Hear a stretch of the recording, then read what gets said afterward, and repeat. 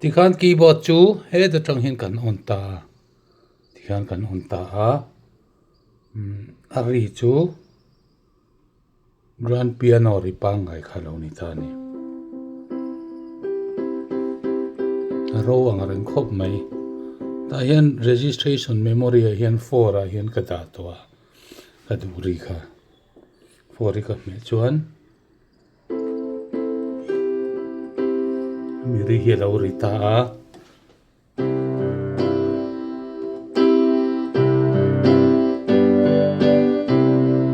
kan lo ri ta a chuan hi ka split chuan split thi kan me tanga heram hi bass alo ni ta ni a soi ta dewa duain chu wangin function a hian he ta hin function an ka khala style volume ti te lo langa sang sang kha langa he tian ta hian s volume ti split volume ti kha kan zong do na ni he ta hian S voice, split voice ti na ni ta finger bass alo langa S volume hei 80 nia maximum hi za som ni pasari nia za som ni panga velen ta taida alo ring ta ni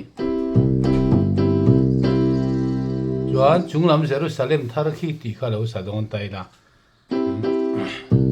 si kho thian Chunglam Jerusalem thar ki akha to kan ti chuan a to kan ni maya a to lo chuan ai sang chu di po ma transpose pona ti theya chung mi tin yan khen khatinan tam kum tinan pung ze transpose chuan transpose kan meta 00 lo nia plus 2 kan da ta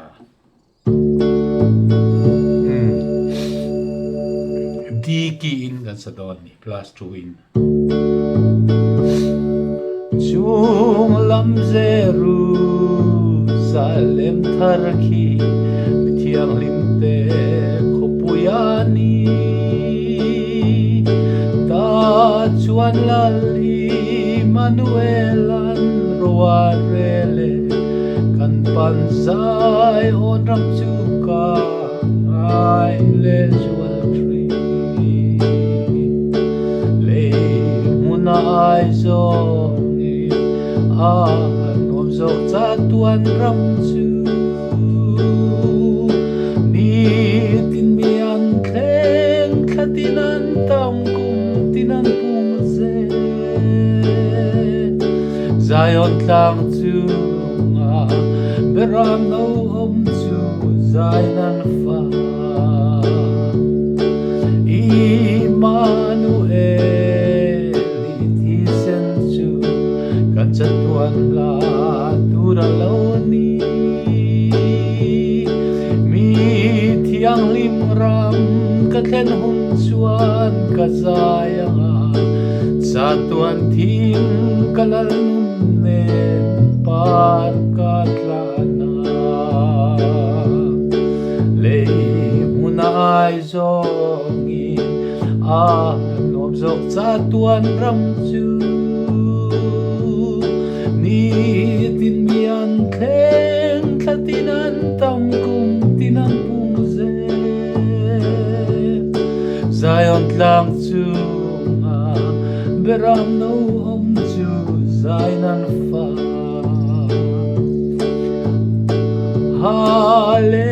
Hallelujah o chandam tu ram zong zong i ta lo ni Senin itlang zautai ta kan ni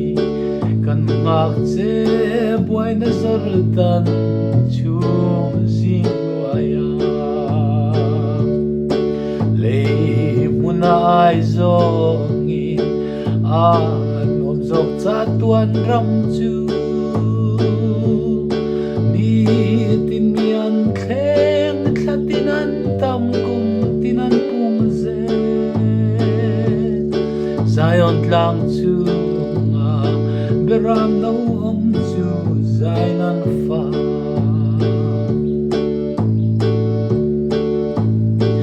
I local don to em lalpa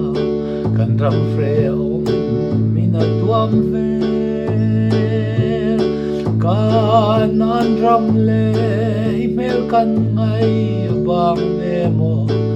zing thain ko thiang lim ma len kan wa me